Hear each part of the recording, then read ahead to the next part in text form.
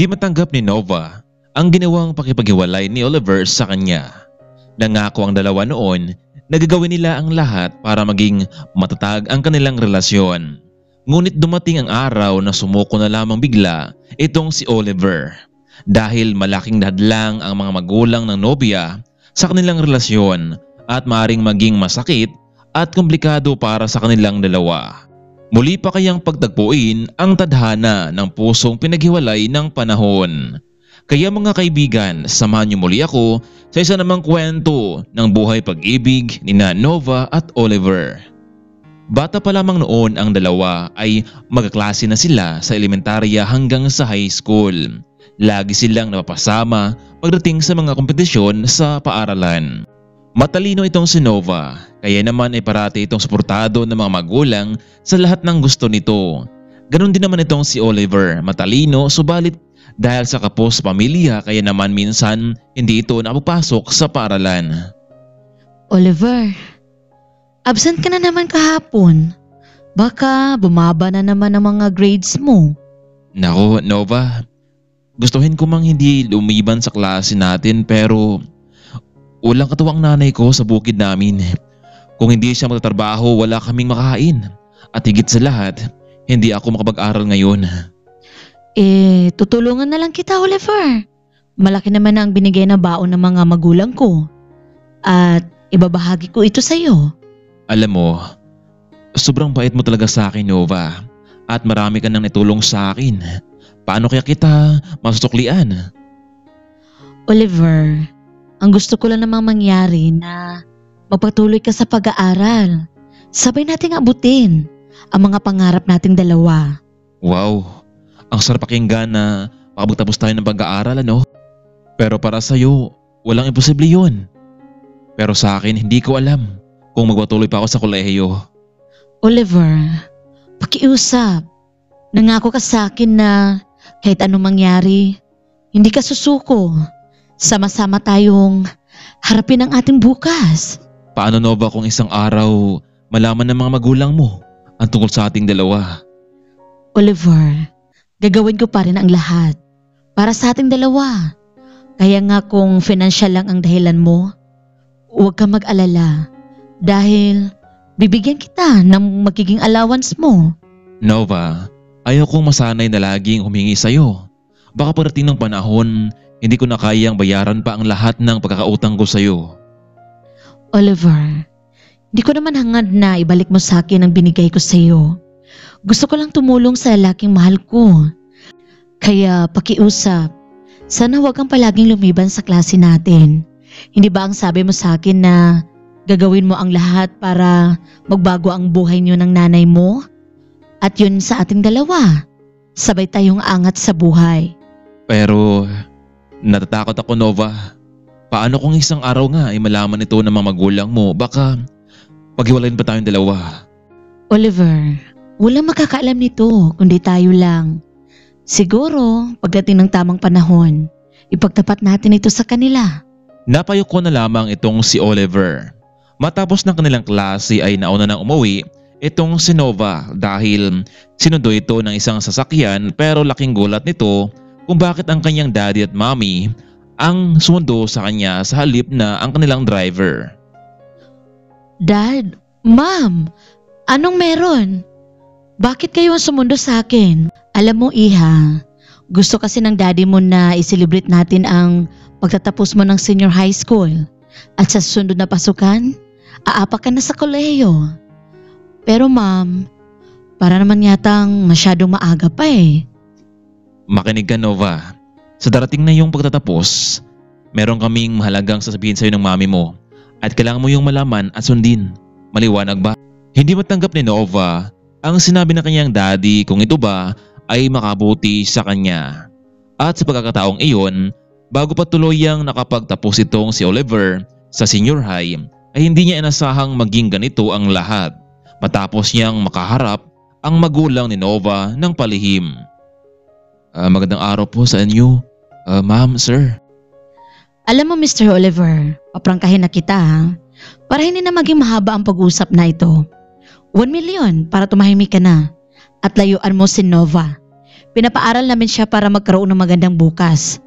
Meron kaming lalaking gusto na para sa kanya.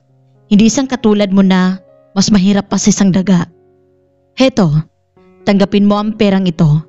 Sigurado akong mabibili mo na ang lahat ng gusto mo.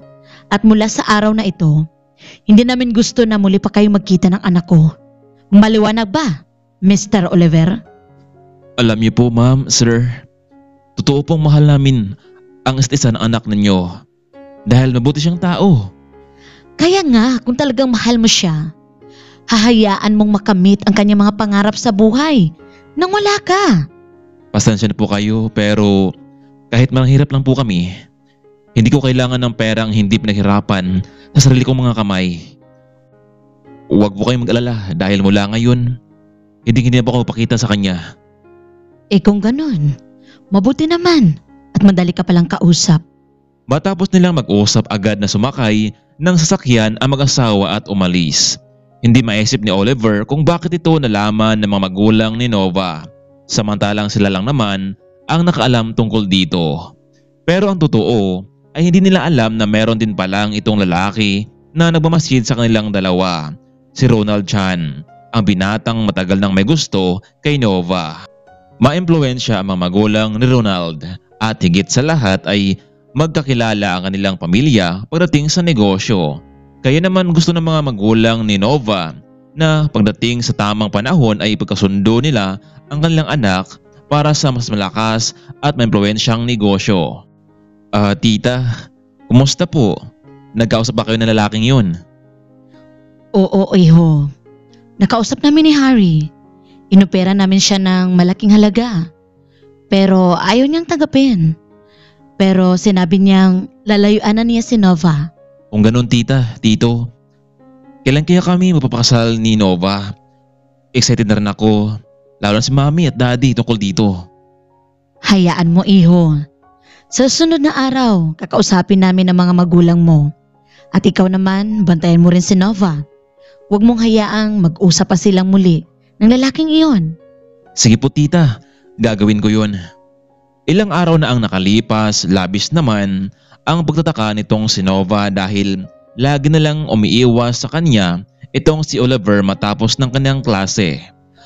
Gusto niya itong kausapin pero laging tumatabi sa kanya ang asungot na si Ronald, kaya hindi niya ito makausap si Oliver. Nova, teka lang, wala ka bang gagawin mamaya after class? Gusto sana kitang yayain kumain sa labas. Mr. Ronald, may pera naman ako. Kaya kong bilhin ang lahat. Kaya pwede ba? Sa bumabae ka na lang magyaya? Dahil marami pa akong ginagawa ngayon sa school. Nako, pasensya ka na ha. Akala ko kasi papayag ka eh. Nakita ni Nova na palabas na naman ng campus itong si Oliver. Kaya naman akma niya itong hinabol pero hinawakan ni Ronald ang kanyang kamay. Teka lang Nova, pwede ba kita makausap saglit? Ronald, ano bang pag-usapan natin? At pwede ba? Bitawan mo ang kamay ko? Sino ka ba? Hindi naman kita novyo Nova, gusto kita. Bakit palagi mo na lamang binabali ang sarili mo sa Oliver na yan? Na hindi naman kayo bagay sa isa't isa. Kaya naman pala Siguro, ikaw ang may kagagawa nito no? Kung bakit umiiwas sa akin itong si Oliver. Makinig ka Ronald. Hindi kita gusto. Kaya ngayon pa lang, pwede ba? Tigilan mo na ako. Dahil wala kang mapapala sa akin. Ganun ba Nova? Sige, tingnan na lang natin kung sino ang magwawagi dito. Hindi ako titigil hanggat hindi kita maging akin. Congratulations Nova. It is another stepping stone to achieve your goals. Salamat Dad, Mom. Pero siya nga pala, naalala ko, ano pala yung sasabihin niyo sa akin? Iha, nakapag-audition kami ng mami mo na sa ibang bansa ka mag-aaral sa kolehiyo. Panigurado akong marami kang matutunan doon sa loob ng ilang taon. At pagbalik mo dito, ikaw na ang mag-manage ng kumpanya natin. Pero Mom, Dad, bakit doon pa talaga ako sa malayong lugar mag-aaral na pwede naman dito sa ating bansa? Isa pa, sino naman ang makakasama ko sa inyong dalawa? Iha, huwag kang mag-alala dahil makasama mo naman sa isang school itong si Ronald Chan. Ano? Tama ba ang narinig ko? Ronald Chan? Bakit siya? Ano bang koneksyon natin sa kanilang pamilya? Nova, ang pamilya ni Ronald, isa sa kilalang negosyante sa loob at sa labas ng bansa. Kaya pagkatapos mag-aral sa States, we decided na magpakasal kayo at napag-usapan na ito ng dalawang pamilya. Ano? Ma'am, Dad, napag-usapan niyo na ito? Kahit wala man lang akong kaalam-alam tungkol dito? Nova, sa ayaw at sa gusto mo, kami pa rin ang masusunod. Alam namin ang makabuti sa iyo. Isa pa, bakit ayaw mo kay Ronald? Nasa kanya na ang lahat. Sa sunod na linggo, alis na kayong dalawa dito. Hindi matanggap ni Nova ang kanyang sinapit. Ngayon na parang tinanggalan siya ng karapatan para pumili ng lalaking karapat-dapat na piliin. Samantalang mula noong nakapagtapos na sila sa senior high, ay hindi na naparamdam pa muli itong si Oliver. Hindi alam ni Nova kung anong dahilan kung bakit siya iniiwasan nito, pero ngayon alam niya na. Muli pa kaya mag-cross ang landas nilang dalawa? Paano kung malaman ni Nova na ang kanyang mga magulang pala ang naging dahilan kung bakit umiiwas itong si Oliver sa kanya? Magpapatuloy pa kaya si Oliver sa kolehiyo o hanggang senior high school lamang ito? Kaya mga kaibigan, wag na wag nating palampasin ang mas nakapanabik na kwento sa ating part 2. Kung nagustuhan nyo ito ay huwag kalimutang pindutin at i-like ang ating button. Maraming salamat. Abangan natin ang ating part 2.